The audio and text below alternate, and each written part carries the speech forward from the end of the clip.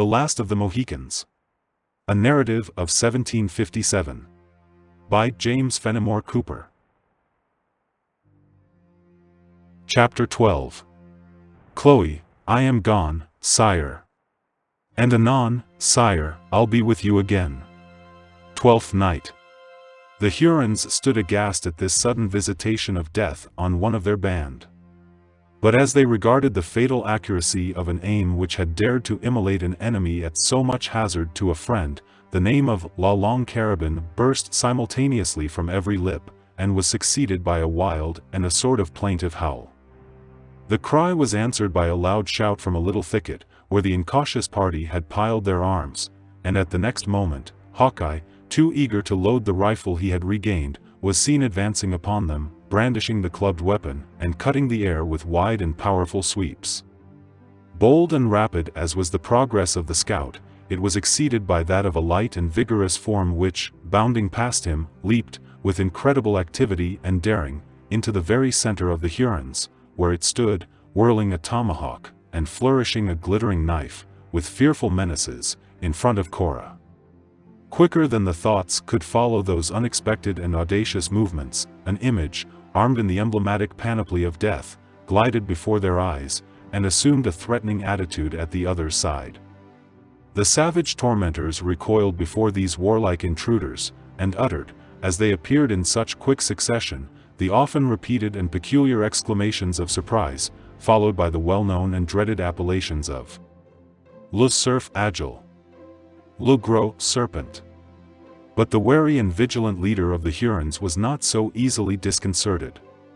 Casting his keen eyes around the little plain, he comprehended the nature of the assault at a glance, and encouraging his followers by his voice as well as by his example, he unsheathed his long and dangerous knife, and rushed with a loud whoop upon the expected Chingachgook. It was the signal for a general combat. Neither party had firearms, and the contest was to be decided in the deadliest manner, hand to hand, with weapons of offense, and none of defense. Uncas answered the whoop, and leaping on an enemy, with a single, well-directed blow of his tomahawk, cleft him to the brain. Hayward tore the weapon of Magua from the sapling, and rushed eagerly toward the fray. As the combatants were now equal in number, each singled an opponent from the adverse band. The rush and blows passed with the fury of a whirlwind, and the swiftness of lightning. Hawkeye soon got another enemy within reach of his arm, and with one sweep of his formidable weapon he beat down the slight and inartificial defenses of his antagonist, crushing him to the earth with the blow. Hayward ventured to hurl the tomahawk he had seized, too ardent to await the moment of closing. It struck the Indian he had selected on the forehead, and checked for an instant his onward rush. Encouraged by this slight advantage, the impetuous young man continued his onset, and sprang upon his enemy with naked hands. A single instant was enough to assure him of the rashness of the measure, for he immediately found himself fully engaged, with all his activity and courage, in endeavoring to ward the desperate thrusts made with the knife of the Huron. Unable longer to foil an enemy so alert and vigilant, he threw his arms about him, and succeeded in pinning the limbs of the other to his side, with an iron grasp, but one that was far too exhausting to himself to continue long. In this extremity he heard a voice near him, shouting, "Exterminate the varlets! No quarter to an accursed Mingo!" At the next moment, the breech of Hawkeye's rifle fell on the naked head of his adversary, whose muscles appeared to wither under the shock, as he sank from the arms of Duncan, flexible and motionless. When Uncas had brained his first antagonist, he turned, like a hungry lion, to seek another. The fifth and only Huron disengaged at the first onset had paused a moment, and then seeing that all around him were employed in the deadly strife, he had sought, with hellish vengeance, to complete the baffled work of revenge. Raising a shout of triumph, he sprang toward the defenseless Cora, sending his keen axe as the dreadful precursor of his approach. The tomahawk grazed her shoulder, and cutting the withes which bound her to the tree, left the maiden at liberty to fly. She eluded the grasp of the savage, and reckless of her own safety, threw herself on the bosom of Alice, striving with convulsed and ill-directed fingers, to tear asunder the twigs which confined the person of her sister. Any other than a monster would have relented at such an act of generous devotion to the best and purest affection, but the breast of the Huron was a stranger to sympathy. Seizing Cora by the rich tresses, which fell in confusion about her form, he tore her from her frantic hold, and bowed her down with brutal violence to her knees. The savage drew the flowing curls through his hand, and raising them on high with an outstretched arm, he passed the knife around the exquisitely molded head of his victim, with a taunting and exulting laugh. But he purchased this moment of fierce gratification with the loss of the fatal opportunity. It was just then the sight caught the eye of Uncas. Bounding from his footsteps, he appeared for an instant, darting through the air, and descending in a ball he fell on the chest of his enemy, driving him many yards from the spot, headlong and prostrate.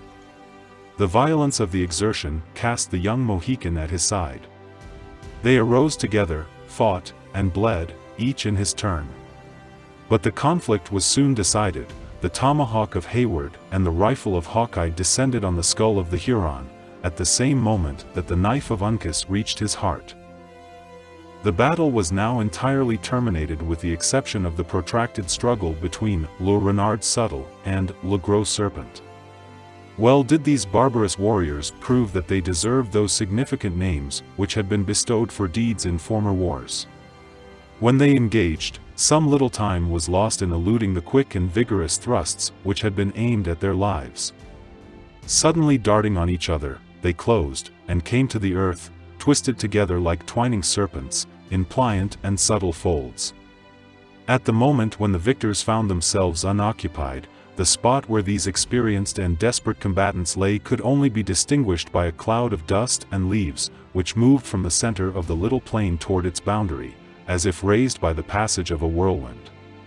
Urged by the different motives of filial affection, friendship and gratitude, Hayward and his companions rushed with one accord to the place, encircling the little canopy of dust which hung above the warriors. In vain did Uncas dart around the cloud, with a wish to strike his knife into the heart of his father's foe. The threatening rifle of Hawkeye was raised and suspended in vain, while Duncan endeavored to seize the limbs of the Huron with hands that appeared to have lost their power. Covered as they were with dust and blood, the swift evolutions of the combatants seemed to incorporate their bodies into one. The death-like looking figure of the Mohican, and the dark form of the Huron, gleamed before their eyes in such quick and confused succession, that the friends of the former knew not where to plant the succoring blow. It is true there were short and fleeting moments, when the fiery eyes of Magua were seen glittering, like the fabled organs of the basilisk through the dusty wreath by which he was enveloped, and he read by those short and deadly glances the fate of the combat in the presence of his enemies. Ere, however, any hostile hand could descend on his devoted head, its place was filled by the scowling visage of Chingachgook. In this manner the scene of the combat was removed from the center of the little plain to its verge. The Mohican now found an opportunity to make a powerful thrust with his knife. Magua suddenly relinquished his grasp, and fell backward without motion and seemingly without life. His adversary leaped on his feet, making the arches of the forest ring with the sounds of triumph. "Well done for the Delawares! Victory to the Mohicans!" cried Hawkeye, once more elevating the butt of the long and fatal rifle.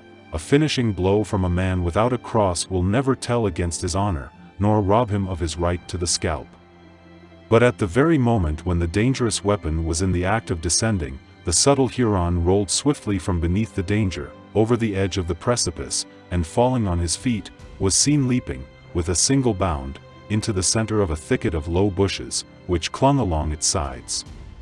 The Delawares, who had believed their enemy dead, uttered their exclamation of surprise, and were following with speed and clamor, like hounds in open view of the deer, when a shrill and peculiar cry from the scout instantly changed their purpose, and recalled them to the summit of the hill.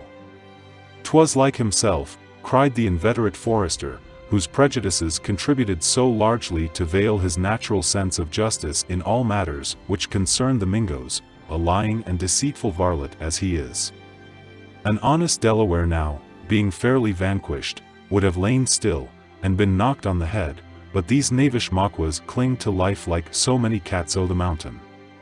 Let him go, 'tis but one man, and he without rifle or bow, many a long mile from his French comrades, and like a rattler that lost his fangs, he can do no further mischief, until such time as he, and we too, may leave the prints of our moccasins over a long reach of sandy plain. See, Uncas, he added, in Delaware, your father is flaying the scalps already. It may be well to go round and feel the vagabonds that are left, or we may have another of them loping through the woods, and screeching like a jay that has been winged. So saying, the honest but implacable scout made the circuit of the dead, into whose senseless bosoms he thrust his long knife, with as much coolness as though they had been so many brute carcasses. He had, however, been anticipated by the elder Mohican, who had already torn the emblems of victory from the unresisting heads of the slain. But Uncas, denying his habits, we had almost said his nature, flew with instinctive delicacy, accompanied by Hayward, to the assistance of the females, and quickly releasing Alice, placed her in the arms of Cora. We shall not attempt to describe the gratitude to the almighty disposer of events which glowed in the bosoms of the sisters, who were thus unexpectedly restored to life and to each other. Their thanksgivings were deep and silent, the offerings of their gentle spirits burning brightest and purest on the secret altars of their hearts, and their renovated and more earthly feelings exhibiting themselves in long and fervent though speechless caresses. As Alice rose from her knees, where she had sunk by the side of Cora, she threw herself on the bosom of the latter, and sobbed aloud the name of their aged father, while her soft, dove-like eyes sparkled with the rays of hope. "We are saved! We are saved," she murmured, "to return to the arms of our dear, dear father, and his heart will not be broken with grief. And you, too, Cora, my sister, my more than sister, my mother, you, too, are spared. And Duncan," she added, looking round upon the youth with a smile of ineffable innocence, "even our own brave and noble Duncan has escaped without a hurt." To these ardent and nearly innocent words Cora made no other answer than by straining the youthful speaker to her heart, as she bent over her in melting tenderness. The manhood of Hayward felt no shame in dropping tears over this spectacle of affectionate rapture, and Uncas stood, fresh and blood-stained from the combat, a calm, and, apparently, an unmoved looker-on, it is true, but with eyes that had already lost their fierceness, and were beaming with a sympathy that elevated him far above the intelligence, and advanced him probably centuries before, the practices of his nation. During this display of emotions so natural in their situation, Hawkeye, whose vigilant distrust had satisfied itself that the Hurons, who disfigured the heavenly scene, no longer possessed the power to interrupt its harmony, approached David, and liberated him from the bonds he had, until that moment, endured with the most exemplary patience. "There," exclaimed the scout, casting the last withe behind him, "you are once more master of your own limbs, though you seem not to use them with much greater judgment than that in which they were first fashioned. If advice from one who is not older than yourself, but who, having lived most of his time in the wilderness, may be said to have experience beyond his years, will give no offense, you are welcome to my thoughts, and these are, to part with the little tooting instrument in your jacket to the first fool you meet with, and buy some weapon with the money, if it be only the barrel of a horseman's pistol. By industry and care, you might thus come to some preferment, for by this time, should think, your eyes would plainly tell you that a carrion crow is a better bird than a mocking thresher. The one will, at least, remove foul sights from before the face of man, while the other is only good to brew disturbances in the woods, by cheating the ears of all that hear them. Arms and the clarion for the battle, but the song of thanksgiving to the victory, answered the liberated David. Friend, he added, thrusting forth his lean, delicate hand toward Hawkeye, in kindness, while his eyes twinkled and grew moist, I thank thee that the hairs of my head still grow where they were first rooted by Providence, for, though those of other men may be more glossy and curling, I have ever found mine own well suited to the brain they shelter. That I did not join myself to the battle, was less owing to disinclination, than to the bonds of the heathen. Valiant and skilful hast thou proved thyself in the conflict, and I hereby thank thee, before proceeding to discharge other and more important duties, because thou hast proved thyself well worthy of a Christian's praise. The thing is but a trifle, and what you may often see if you tarry long among us, returned the scout, a good deal softened toward the man of song, by this unequivocal expression of gratitude. "I have got back my old companion, Killdeer," he added, striking his hand on the breech of his rifle, "and that in itself is a victory. These Iroquois are cunning, but they outwitted themselves when they placed their firearms out of reach, and had Uncas or his father been gifted with only their common Indian patience, we should have come in upon the knaves with 3 bullets instead of 1, and that would have made a finish of the whole pack, yon loping varlet, as well as his comrades. But 'twas all foreordered, and for the best." "Thou sayest well," returned David, "and hast caught the true spirit of Christianity. He that is to be saved will be saved, and he that is predestined to be damned will be damned. This is the doctrine of truth, and most consoling and refreshing it is to the true believer." The scout, who by this time was seated, examining into the state of his rifle with a species of parental assiduity, now looked up at the other in a displeasure that he did not affect to conceal, roughly interrupting further speech. "Doctrine or no doctrine," said the sturdy woodsman, "'tis the belief of knaves, and the curse of an honest man. I can credit that yonder Huron was to fall by my hand, for with my own eyes I have seen it, but nothing short of being a witness will cause me to think he has met with any reward, or that Chingachgook there will be condemned at the final day."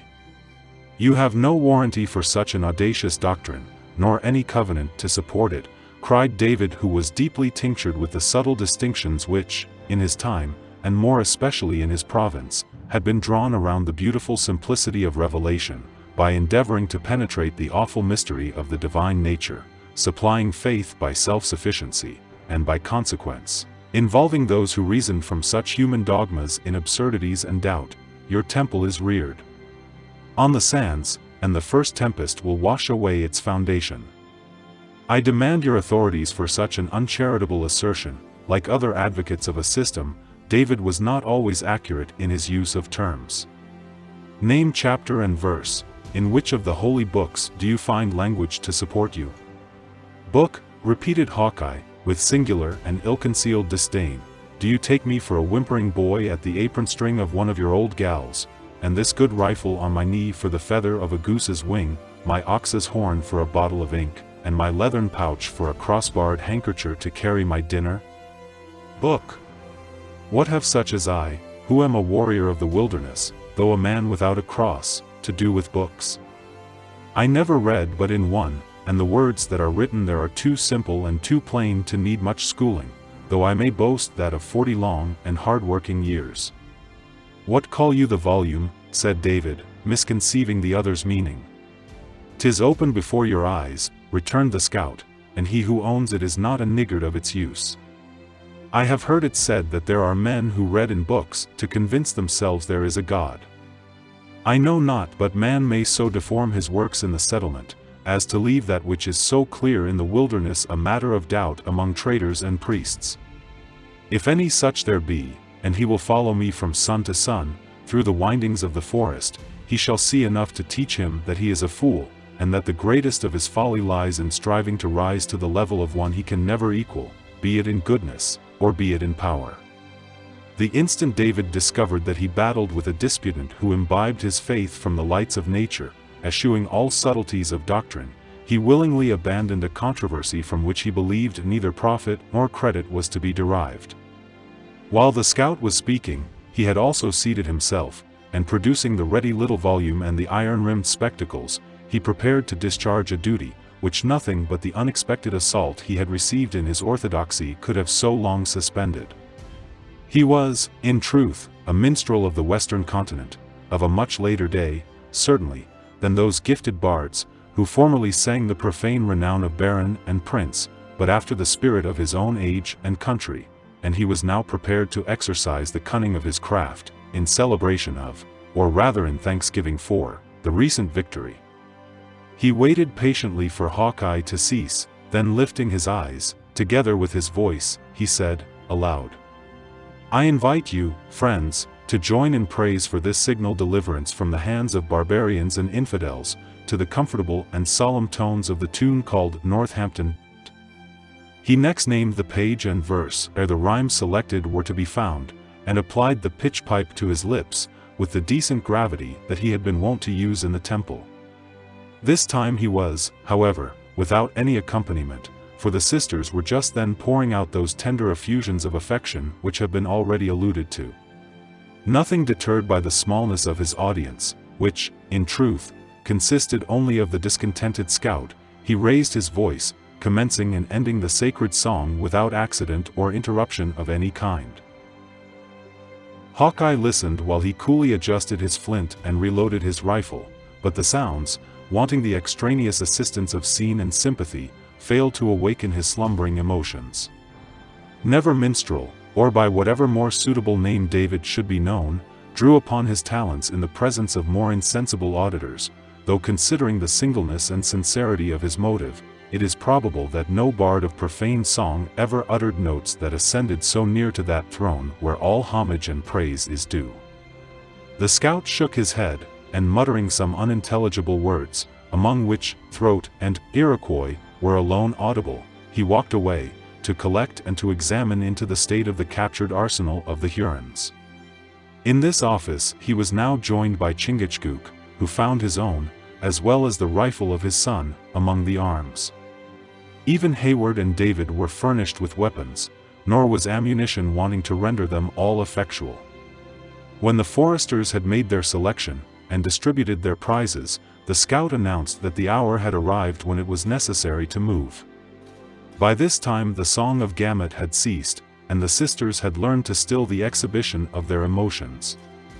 Aided by Duncan and the younger Mohican, the two latter descended the precipitous sides of that hill which they had so lately ascended under so very different auspices, and whose summit had so nearly proved the scene of their massacre.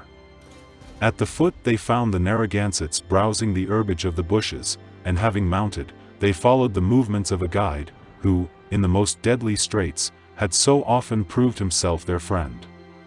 The journey was, however, short. Hawkeye, leaving the blind path that the Hurons had followed, turned short to his right, and entering the thicket, he crossed a babbling brook, and halted in a narrow dell, under the shade of a few water elms. Their distance from the base of the fatal hill was but a few rods, and the steeds had been serviceable only in crossing the shallow stream. The scout and the Indians appeared to be familiar with the sequestered place where they now were, for, leaning their rifle against the trees, they commenced throwing aside the dried leaves, and opening the blue clay, out of which a clear and sparkling spring of bright, glancing water, quickly bubbled. The white man then looked about him, as though seeking for some object, which was not to be found as readily as he expected. "Them careless imps, the Mohawks, with their Tuscarora and Onondaga brethren, have been here slaking their thirst," he muttered, "and the vagabonds have thrown away the gourd. This is the way with benefits, when they are bestowed on such disremembering hounds. Here has the Lord laid his hand, in the midst of the howling wilderness, for their good, and raised a fountain of water from the bowels of the earth, that might laugh at the richest shop of apothecaries where in all the colonies, and see! The knaves have trodden in the clay, and deformed the cleanliness of the place, as though they were brute beasts, instead of human men." Uncas silently extended toward him the desired gourd, which the spleen of Hawkeye had hitherto prevented him from observing on a branch of an elm.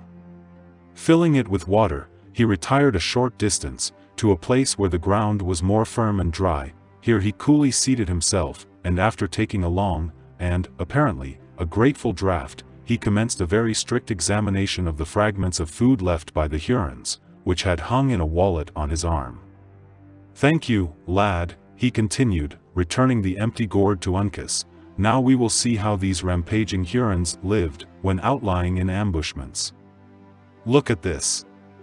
The varlets know the better pieces of the deer, and one would think they might carve and roast a saddle, equal to the best cook in the land. But everything is raw, for the Iroquois are thorough savages. Uncas, take my steel and kindle a fire. A mouthful of a tender broil will give Nature a helping hand, after so long a trail." Hayward, perceiving that their guides now set about their repast in sober earnest, assisted the ladies to alight, and placed himself at their side, not unwilling to enjoy a few moments of grateful rest, after the bloody scene he had just gone through. While the culinary process was in hand, curiosity induced him to inquire into the circumstances which had led to their timely and unexpected rescue. "How is it that we see you so soon, my generous friend?" he asked, "and without aid from the garrison of Edward? Had we gone to the bend in the river, we might have been in time to rake the leaves over your bodies, but too late to have saved your scalps," coolly answered the scout. "No, no, instead of throwing away strength and opportunity by crossing to the fort, we lay by, under the bank of the Hudson, waiting to watch the movements of the Hurons." "You were, then, witnesses of all that passed?" "Not of all, for Indian sight is too keen to be easily cheated, and we kept close. A difficult matter it was, too, to keep this Mohican boy snug in the ambushment." "Ah! Uncas, Uncas, your behavior was more like that of a curious woman than of a warrior on his scent." Uncas permitted his eyes to turn for an instant on the sturdy countenance of the speaker, but he neither spoke or gave any indication of repentance. On the contrary, Hayward thought the manner of the young Mohican was disdainful, if not a little fierce, and that he suppressed passions that were ready to explode, as much in compliment to the listeners, as from the deference he usually paid to his white associate. "You saw our capture?" Hayward next demanded. "We heard it," was the significant answer. "An Indian yell is plain language to men who have passed their days in the woods. But when you landed, we were driven to crawl like serpents, beneath the leaves, and then we lost sight of you entirely, until we placed eyes on you again trussed to the trees, and ready bound for an Indian massacre. Our rescue was the deed of Providence. It was nearly a miracle that you did not mistake the path, for the Hurons divided, and each band had its horses. Aye. There we were thrown off the scent, and might, indeed, have lost the trail, had it not been for Uncas. We took the path, however, that led into the wilderness, for we judged, and judged rightly, that the savages would hold that course with their prisoners.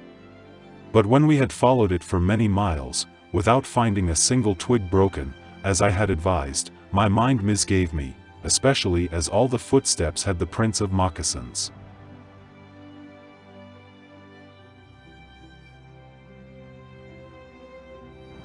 Our captors had the precaution to see us shod like themselves," said Duncan, raising a foot, and exhibiting the buckskin he wore.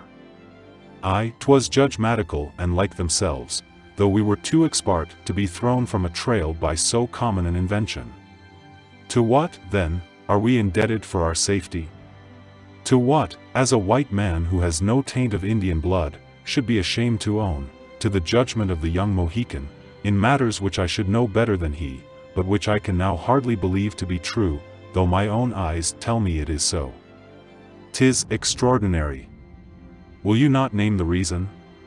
Uncas was bold enough to say, that the beasts ridden by the gentle ones, continued Hawkeye, glancing his eyes, not without curious interest, on the fillies of the ladies, planted the legs of one side on the ground at the same time, which is contrary to the movements of all trotting four-footed animals of my knowledge, except the bear. And yet here are horses that always journey in this manner, as my own eyes have seen, and as their trail has shown for 20 long miles. 'Tis the merit of the animal.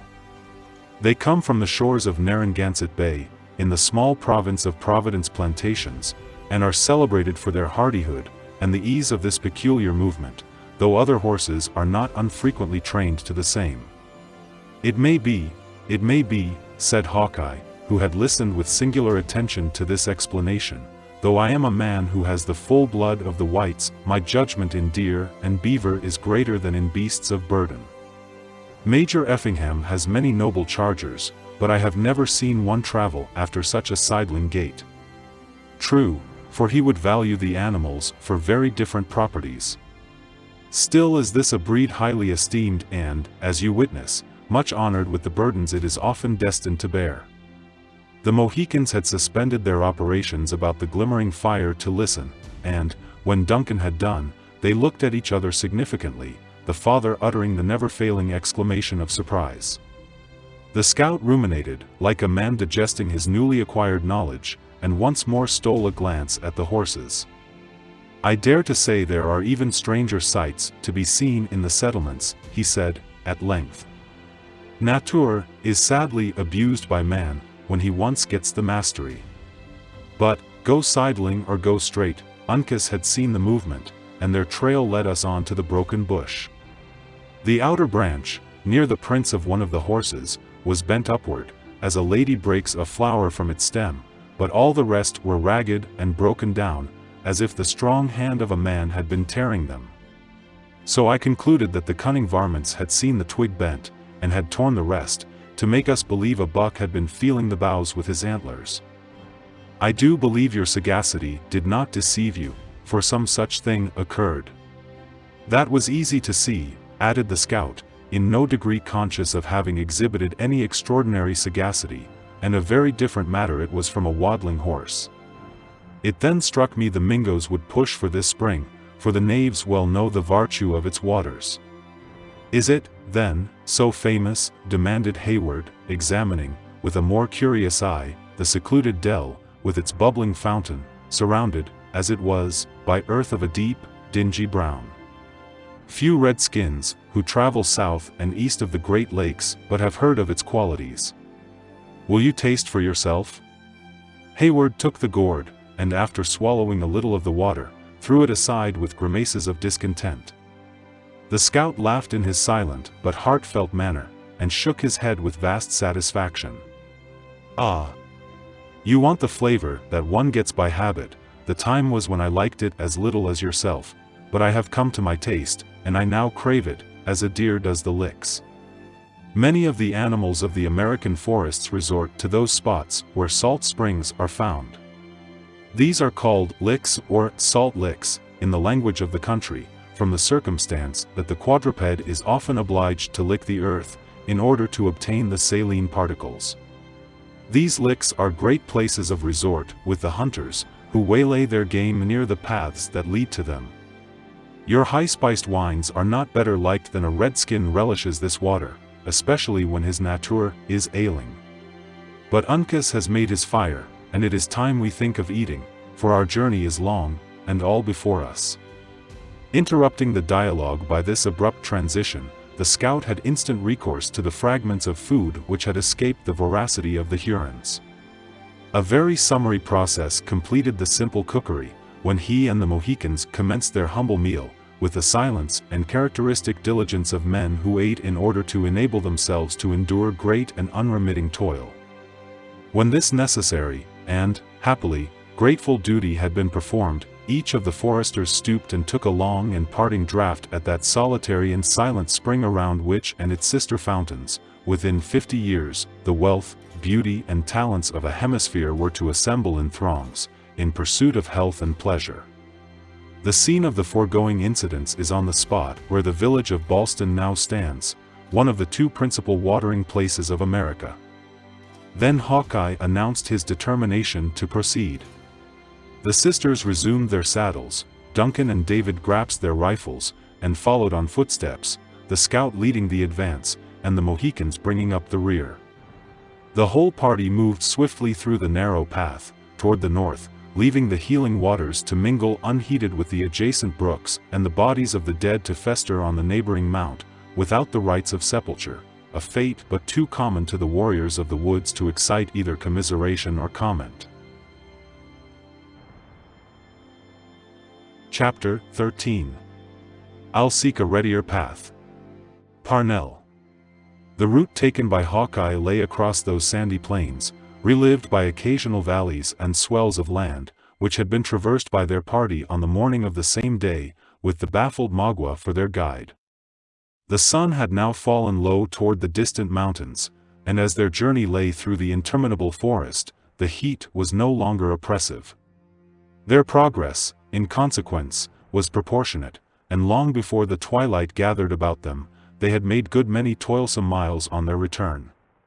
The hunter, like the savage whose place he filled, seemed to select among the blind signs of their wild route, with a species of instinct, seldom abating his speed, and never pausing to deliberate.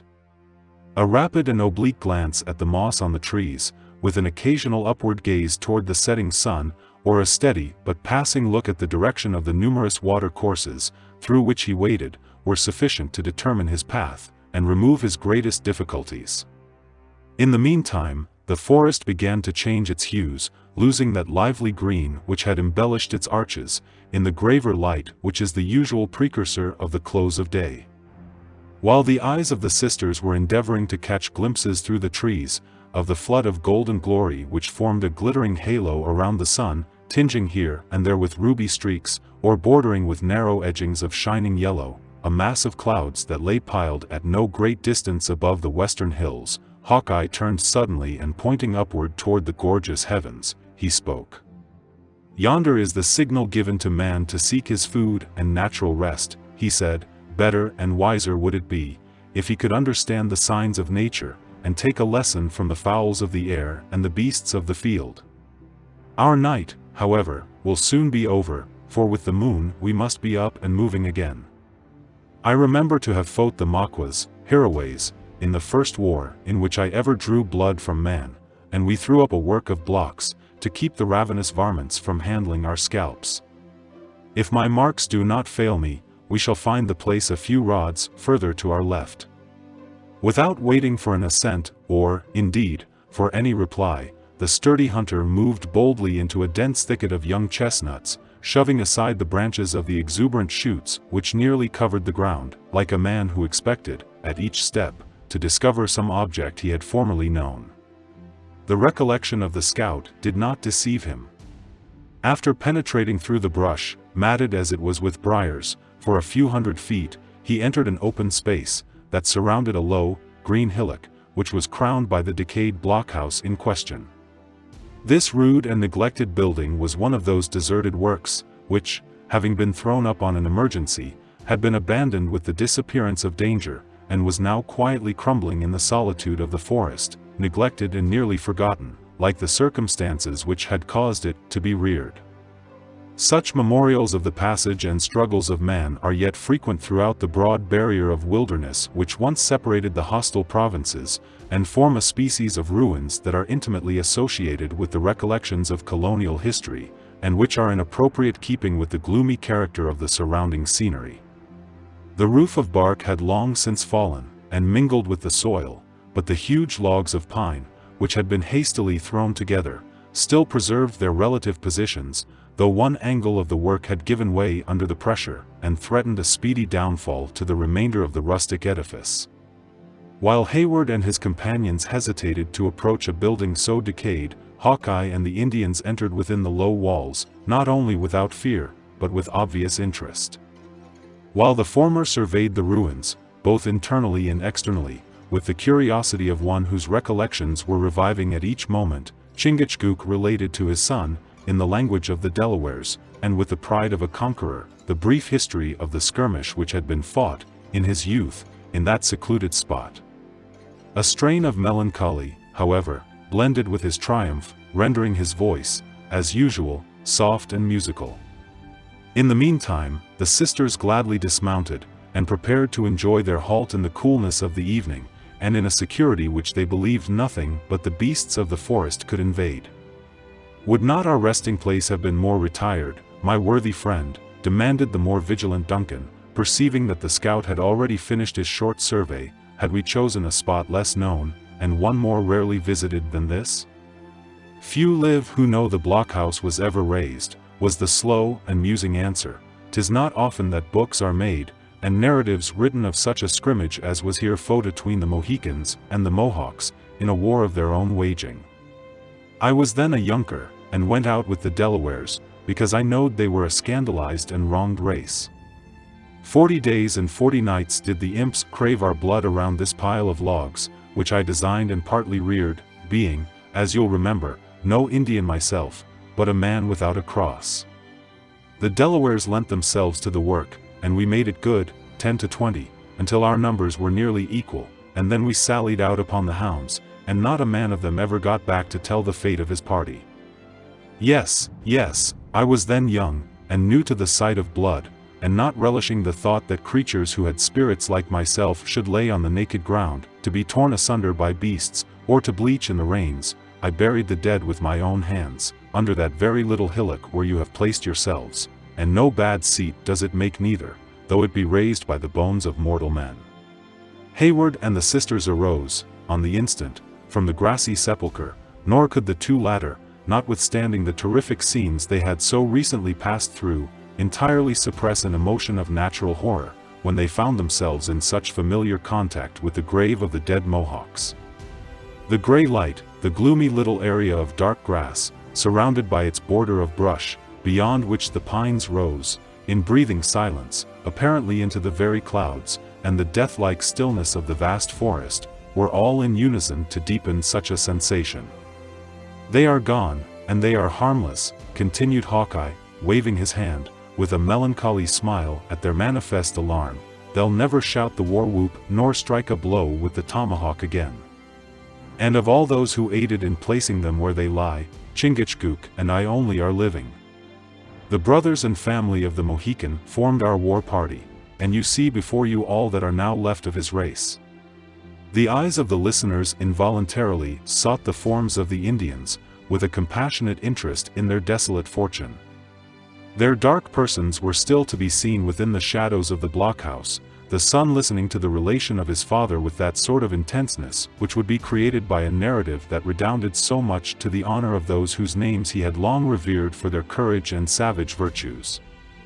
"I had thought the Delawares a pacific people," said Duncan, "and that they never waged war in person, trusting the defense of their hands to those very Mohawks that you slew."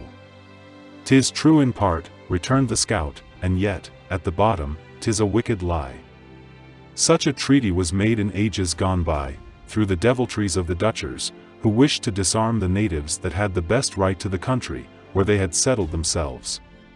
The Mohicans, though a part of the same nation, having to deal with the English, never entered into the silly bargain, but kept to their manhood, as in truth did the Delawares, when their eyes were opened to their folly. You see before you a chief of the great Mohican Sagamores. Once his family could chase their deer over tracts of country wider than that which belongs to the Albany Patarun, without crossing brook or hill that was not their own, but what is left of their descendant. He may find his 6 feet of earth when God chooses, and keep it in peace, perhaps, if he has a friend who will take the pains to sink his head so low that the plowshares cannot reach it." "Enough," said Hayward, apprehensive that the subject might lead to a discussion that would interrupt the harmony so necessary to the preservation of his fair companions. "We have journeyed far, and few among us are blessed with forms like that of yours, which seems to know neither fatigue nor weakness." "The sinews and bones of a man carry me through it all," said the hunter, surveying his muscular limbs with a simplicity that betrayed the honest pleasure the compliment afforded him. "There are larger and heavier men to be found in the settlements, but you might travel many days in a city before you could meet one able to walk 50 miles without stopping to take breath, or who has kept the hounds within hearing during a chase of hours.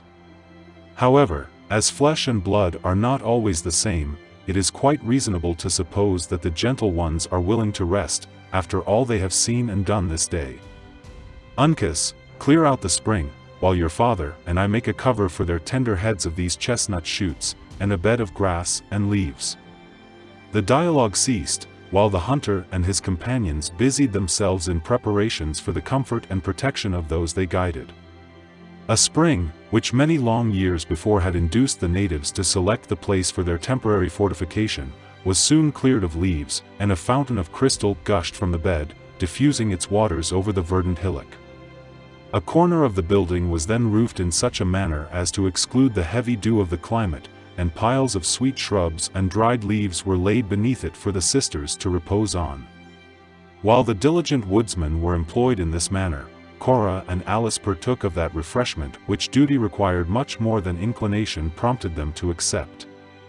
They then retired within the walls, and first offering up their thanksgivings for past mercies, and petitioning for a continuance of the divine favor throughout the coming night, they laid their tender forms on the fragrant couch, and in spite of recollections and forebodings, soon sank into those slumbers which nature so imperiously demanded, and which were sweetened by hopes for the morrow.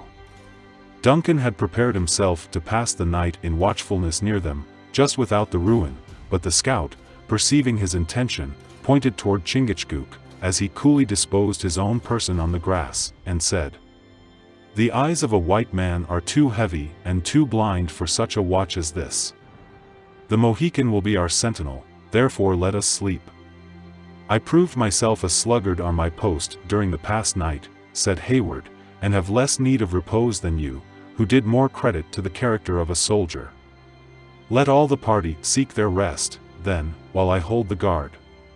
If we lay among the white tents of the 60th, and in front of an enemy like the French, I could not ask for a better watchman," returned the scout, "but in the darkness and among the signs of the wilderness your judgment would be like the folly of a child, and your vigilance thrown away.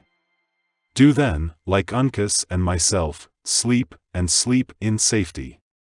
Hayward perceived, in truth, that the younger Indian had thrown his form on the side of the hillock while they were talking, like one who sought to make the most of the time allotted to rest, and that his example had been followed by David, whose voice literally clove to his jaws, with the fever of his wound, heightened, as it was, by their toilsome march.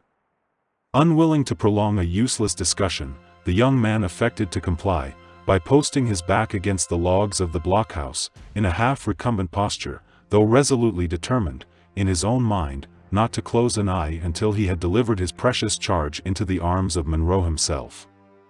Hawkeye, believing he had prevailed, soon fell asleep, and a silence as deep as the solitude in which they had found it, pervaded the retired spot. For many minutes Duncan succeeded in keeping his senses on the alert, and alive to every moaning sound that arose from the forest. His vision became more acute as the shades of evening settled on the place, and even after the stars were glimmering above his head, he was able to distinguish the recumbent forms of his companions, as they lay stretched on the grass, and to note the person of Chingachgook, who sat upright and motionless as one of the trees which formed the dark barrier on every side. He still heard the gentle breathings of the sisters, who lay within a few feet of him, and not a leaf was ruffled by the passing air of which his ear did not detect the whispering sound. At length, however, the mournful notes of a whippoorwill became blended with the moanings of an owl. His heavy eyes occasionally sought the bright rays of the stars, and he then fancied he saw them through the fallen lids. At instants of momentary wakefulness he mistook a bush for his associate sentinel. His head next sank upon his shoulder, which, in its turn, sought the support of the ground, and, finally, his whole person became relaxed and pliant, and the young man sank into a deep sleep, dreaming that he was a knight of ancient chivalry, holding his midnight vigils before the tent of a recaptured princess, whose favor he did not despair of gaining, by such a proof of devotion and watchfulness. How long the tired Duncan lay in this insensible state he never knew himself, but his slumbering visions had been long lost in total forgetfulness, when he was awakened by a light tap on the shoulder. Aroused by this signal, slight as it was, he sprang upon his feet with a confused recollection of the self-imposed duty he had assumed with the commencement of the night. "Who comes?" he demanded, feeling for his sword, at the place where it was usually suspended. "Speak. Friend or enemy?" "Friend," replied the low voice of Chingachgook, who, pointing upward at the luminary which was shedding its mild light through the opening in the trees, directly in their bivouac, immediately added, in his rude English, "Moon comes and white man's fort far, far off, time to move, when sleep shuts both eyes of the Frenchman. You say true. Call up your friends, and bridle the horses, while I prepare my own companions for the march." "We are awake, Duncan," said the soft, silvery tones of Alice within the building, "and ready to travel very fast after so refreshing a sleep, but you have watched through the tedious night in our behalf, after having endured so much fatigue the livelong day." "Say, rather, I would have watched, but my treacherous eyes betrayed me. Twice have I proved myself unfit for the trust one bear." "Nay, Duncan, deny it not," interrupted the smiling Alice, issuing from the shadows of the building into the light of the moon. "In all the loveliness of her freshened beauty, I know you to be a heedless one, when self is the object of your care, and but too vigilant in favor of others. Can we not tarry here a little longer while you find the rest you need? Cheerfully, most cheerfully, will Cora and I keep the vigils, while you and all these brave men endeavor to snatch a little sleep. If shame could cure me of my drowsiness, should never close an eye again," said the uneasy youth, gazing at the ingenuous countenance of Alice, where, however, in its sweet solicitude, he read nothing to confirm his half-awakened suspicion. "It is but too true, that after leading you into danger by my heedlessness, I have not even the merit of guarding your pillows as should become a soldier. No one but Duncan himself should accuse Duncan of such a weakness. Go, then, and sleep. Believe me, neither of us, weak girls as we are, will betray our watch." The young man was relieved from the awkwardness of making any further protestations of his own demerits, by an exclamation from Chingachgook, and the attitude of riveted attention assumed by his son. "The Mohicans hear an enemy," whispered Hawkeye, who, by this time, in common with the whole party, was awake and stirring. "They scent danger in the wind." "God forbid," exclaimed Hayward. "Surely we have had enough of bloodshed." While he spoke, however, the young soldier seized his rifle, and advancing toward the front, prepared to atone for his venial remissness, by freely exposing his life in defense of those he attended. "'Tis some creature of the forest prowling around us in quest of food," he said, in a whisper, as soon as the low, and apparently distant sounds, which had startled the Mohicans, reached his own ears. "Hist," returned the attentive scout, "'tis man, even I can now tell his tread, poor as my senses are when compared to an Indian's. That scampering Huron has fallen in with one of Montcalm's outlying parties, and they have struck upon our trail. I shouldn't like, myself, to spill more human blood in this spot," he added, looking around with anxiety in his features, at the dim objects by which he was surrounded, "but what must be, must. Lead the horses into the blockhouse, Uncas, and, friends, do you follow to the same shelter. Poor and old as it is, it offers a cover, and has rung with the crack of a rifle afore tonight." He was instantly obeyed, the Mohicans leading the Narragansetts within the ruin, whither the whole party repaired with the most guarded silence. The sound of approaching footsteps were now too distinctly audible to leave any doubts as to the nature of the interruption. They were soon mingled with voices calling to each other in an Indian dialect, which the hunter, in a whisper, affirmed to Hayward was the language of the Hurons. When the party reached the point where the horses had entered the thicket which surrounded the blockhouse, they were evidently at fault, having lost those marks which, until that moment, had directed their pursuit. It would seem by the voices that 20 men were soon collected at that one spot, mingling their different opinions and advice in noisy clamor. "The knaves know our weakness," whispered Hawkeye, who stood by the side of Hayward, in deep shade, looking through an opening in the logs, "or they wouldn't indulge their idleness in such a squaw's march. Listen to the reptiles. Each man among them seems to have 2 tongues, and but a single leg." Duncan, brave as he was in the combat, could not, in such a moment of painful suspense, make any reply to the cool and characteristic remark of the scout. He only grasped his rifle more firmly, and fastened his eyes upon the narrow opening, through which he gazed upon the moonlight view with increasing anxiety. The deeper tones of one who spoke as having authority were next heard, amid a silence that denoted the respect with which his orders, or rather advice, was received. After which, by the rustling of leaves, and crackling of dried twigs, it was apparent the savages were separating in pursuit of the lost trail. Fortunately for the pursued, the light of the moon, while it shed a flood of mild luster upon the little area around the ruin, was not sufficiently strong to penetrate the deep arches of the forest, where the object still lay in deceptive shadow. The search proved fruitless, for so short and sudden had been the passage from the faint path the travelers had journeyed into the thicket, that every trace of their footsteps was lost in the obscurity of the woods. It was not long, however, before the restless savages were heard beating the brush, and gradually approaching the inner edge of that dense border of young chestnuts which encircled the little area. "They are coming," muttered Hayward, endeavoring to thrust his rifle through the chink in the logs. "Let us fire on their approach."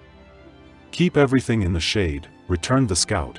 "The snapping of a flint, or even the smell of a single kernel of the brimstone, would bring the hungry varlets upon us in a body. Should it please God that we must give battle for the scalps, trust to the experience of men who know the ways of the savages, and who are not often backward when the war-whoop is howled."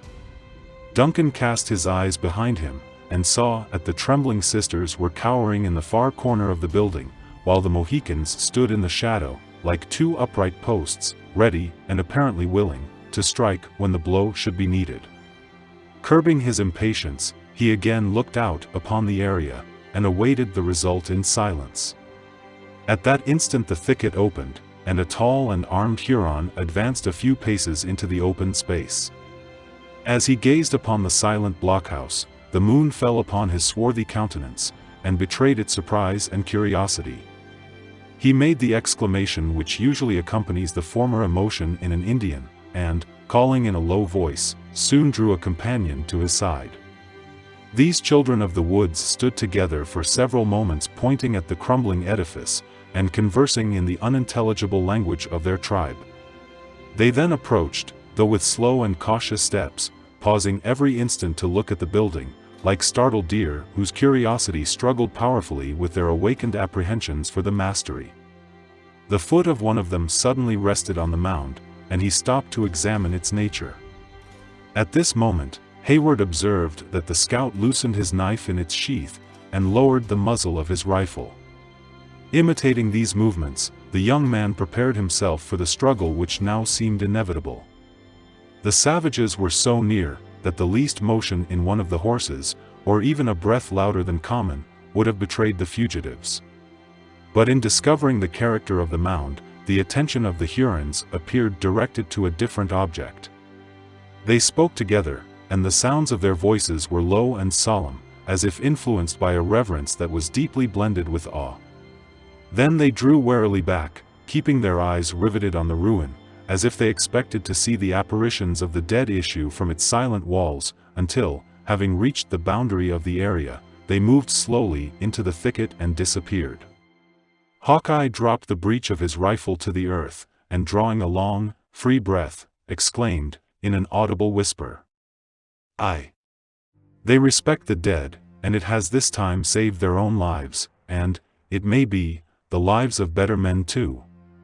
Hayward lent his attention for a single moment to his companion, but without replying, he again turned toward those who just then interested him more. He heard the two Hurons leave the bushes, and it was soon plain that all the pursuers were gathered about them, in deep attention to their report. After a few minutes of earnest and solemn dialogue, altogether different from the noisy clamor with which they had first collected about the spot, the sounds grew fainter and more distant, and finally were lost in the depths of the forest. Hawkeye waited until a signal from the listening Chingachgook assured him that every sound from the retiring party was completely swallowed by the distance, when he motioned to Hayward to lead forth the horses, and to assist the sisters into their saddles. The instant this was done they issued through the broken gateway, and stealing out by a direction opposite to the one by which they entered, they quitted the spot, the sisters casting furtive glances at the silent, grave and crumbling ruin, as they left the soft light of the moon, to bury themselves in the gloom of the woods.